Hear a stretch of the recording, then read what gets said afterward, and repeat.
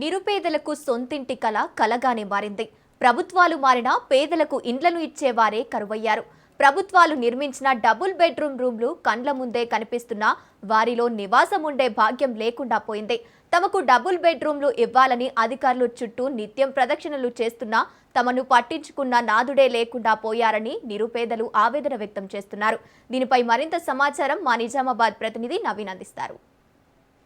రాష్ట్రాలు మారాయి, ప్రభుత్వాలు మారాయి. కానీ నిరుపేదల బతుకులు మాత్రం మారడం లేదు. కళ్ళ ముందట డబుల్ బెడ్రూమ్ ఉన్నప్పటికీ కూడా చాలా మంది కూడా అక్కడ ఉండలేని పరిస్థితి కూడా ఉన్న పరిస్థితి నెలకొంది. అయితే నిజామాబాద్ జిల్లాలో అనేక మంది కూడా నిరుపేదలు సొంత ఇల్లు లేక కూడా చాలా ఇబ్బంది పడుతున్నారు. అయినప్పటికీ కూడా కళ్ళ ముందట డబుల్ బెడ్రూమ్లో రాష్ట్ర ప్రభుత్వం కట్టించినటువంటి డబుల్ బెడ్రూమ్ ఉన్నప్పటికీ కూడా అక్కడ వారు నివసించలేని పరిస్థితి కూడా ఉందని చెప్పవచ్చు. ముఖ్యంగా డబుల్ బెడ్లు ఇల్లు ఇస్తామని చెప్పి ఆశ చూపి జిల్లాలో పేదల నుంచి కూడా గత ప్రభుత్వం వేల సంఖ్యలో దరఖాస్తు తీసుకుంది. అయితే కానీ కొద్ది మందికి మాత్రమే ఇండ్లను కేటాయించింది. అయితే నిర్మాణం పూర్తయిన ఇండ్లను మాత్రం లబ్ధిదారులకు కేటాయించకపోవడంతో కొన్ని చోట్ల కూడా ఇండ్లు అలాగే తలుపులు కిటికీలకు దొంగలు కూడా ఎత్తుకెళ్లిన పరిస్థితి మాత్రం కనిపిస్తుంది. నిజామాబాద్తో పాటు బోధనలో నిర్మించిన ఇళ్ల శిథిలాలకు చేరుకున్న పరిస్థితి మాత్రం ఉందని చెప్పవచ్చు. జనావాసాలు కూడా లేని ప్రాంతాల్లో కూడా నిర్మించిన ఇండ్లు పేకట్టలకు అలాగే మందుబాబులకు అసంఘిక కార్యకలాపాలకు కూడా అడ్డాగా మారిన పరిస్థితి మాత్రం ఉండవచ్చు. మనం ఇప్పుడు చూస్తున్నట్లయితే నిజామాబాద్ నగరంలోని నాగరం వద్ద కూడా నిర్మించే గత ప్రభుత్వం గతంలో ఉన్నట్టు బీఆర్ఎస్ ప్రభుత్వం కూడా అనేక డబుల్ బెడ్రూమ్లు నిర్మించింది. అయినప్పటికీ కూడా వాళ్ళకు లబ్ధిదారులకు కేటాయించకపోవడంతో పూర్తిగా విజువల్స్ స్పష్టంగా చూడొచ్చు. బెడ్రూమ్లు కూడా పూర్తిగా శిథిలావస్థ చేరాయి. అనేక కిటికీలు కూడా అవచ్చు, తలుపులు డోర్లు కూడా పూర్తిగా తీసుకువెళ్ళిన దొంగిలించిన పరిస్థితి మాత్రం కనిపిస్తుంది.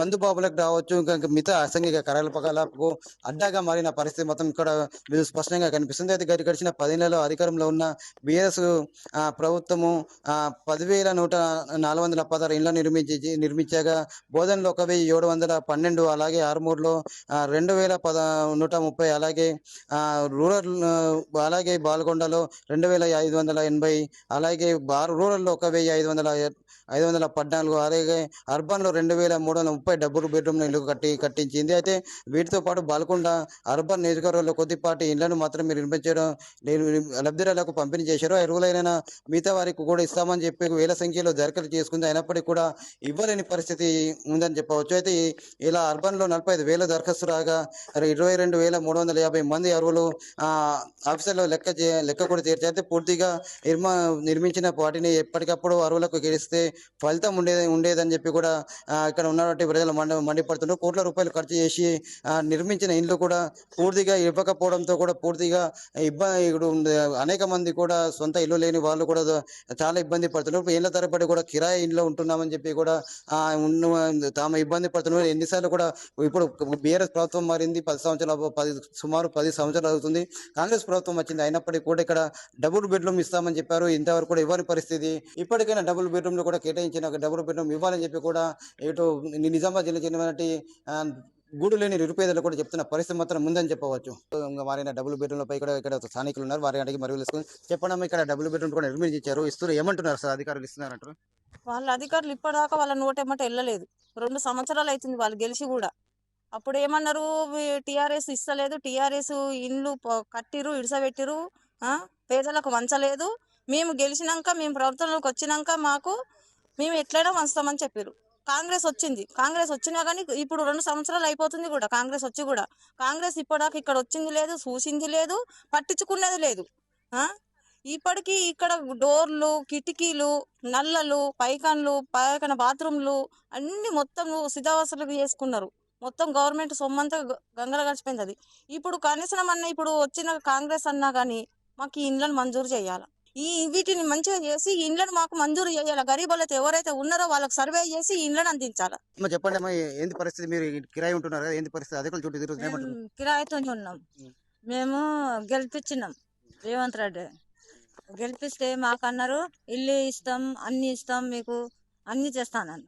ఇప్పుడు ఏం చేస్తున్నారు వాళ్ళు? ఏం చేస్తలేరు, చూస్తలేరు, ఏం లేరు.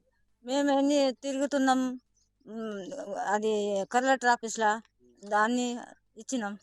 ఇస్తే కూడా మాకు ఏం లాభం లేదు సారు. మాకు డబుల్ బెడ్రూమ్ శాంక్షన్ చేయాలి, ఇవ్వాలి. మేము గరీబులు ఉన్నాం, కష్టం చేసి తినాలి, పిల్లలకు పెట్టాలి. చిన్న చిన్న పిల్లలు ఉన్నారు, ఎన్నిసార్లు మేము బతిలాడాలి, ఎవరు బతిలాడాలి.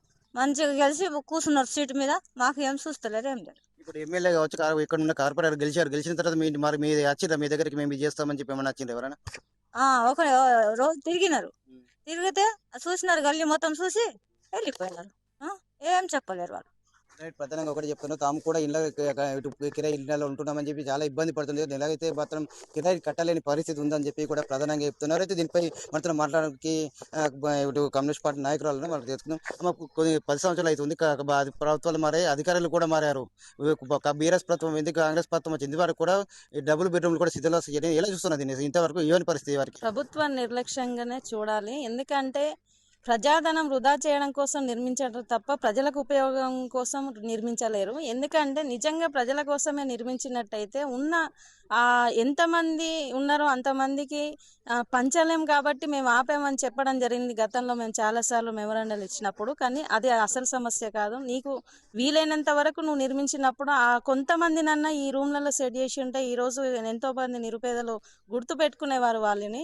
ఇవి కట్టి ప్రజాధనం వృధా చేయడం తప్ప ఇంకోటి ఏం లేదు. ఎందుకంటే మనం చూస్తూ ఉన్నాం, ఇక్కడ కిటికీలు, డోర్లు, పైప్ లైన్లు అన్నీ కూడా ధ్వంసం చేసిన పరిస్థితి. అట్లాగే సాయంత్రం కాగానే ఆకటాయిలకు అడ్డాగా మారింది తప్ప ఎలాంటి ఉపయోగం లేదు. ఏ ఒక్క పని కూడా కార్యక్రమాన్ని కూడా ప్రారంభించలేరు. చెప్తున్నారు పేపర్ స్టేట్మెంట్లకు, మీడియాకు మాత్రమే పరిమితం అవుతున్నాయి, కానీ పనిలోకి ఎవరు కూడా ప్రారంభానికి ఎవరు కూడా ముందుకు రావట్లేదు. కాబట్టి మాటలు చెప్పడం కాదు, చేతల్లో చూపియాలని చెప్పేసి మేము గుర్తు చేస్తా ఉన్నాం.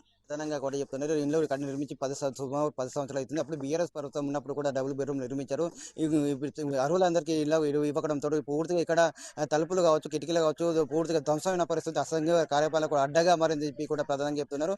ఎలక్షన్ అప్పుడు ఇటు నాయకులు, వివిధ పార్టీ చెందిన నాయకులు వస్తున్నారు, అది చేస్తాం ఇది చేస్తాం చెప్తున్నారు. కానీ ఇంతవరకు కూడా నిరుపేదలకు కూడా వాళ్ళ చిరగాల కోరికనే బట్టి డబుల్ బెడ్రూమ్లు కూడా ఇవ్వని పరిస్థితి అని చెప్పి, దీనివల్ల కూడా అనేక మంది కూడా కిరాయి ఇళ్లలో ఉండలేని పరిస్థితి. అలాగే కూడా ఎవరైనా చనిపోతే, ఇంట్లో ఎవరైనా చనిపోతే మాత్రం అక్కడ ఇంటికి కూడా కిరాయి ఇంటికి తీసుకెళ్ళని పరిస్థితి, అంతటి దుర్భర పరిస్థితి అని చెప్పి చెప్తున్నారు. ప్రధానంగా ఇప్పటికైనా ఇటు కాంగ్రెస్ ప్రభుత్వం స్పందించి ఏదైతే డబుల్ బెడ్రూమ్లని పూర్తిగా పునర్నిర్మాణం చేసి అర్హులందరికీ ఇవ్వాలని చెప్పి కూడా ప్రధానంగా ఇక్కడ ఉన్నటువంటి వాళ్ళు కాలనీ వాసులు చెప్తున్న పరిస్థితి మాత్రం ఉందని చెప్పొచ్చు. కెమెరా శ్రీధర్తో నవీన్, రాజ్ న్యూస్, నిజామాబాద్.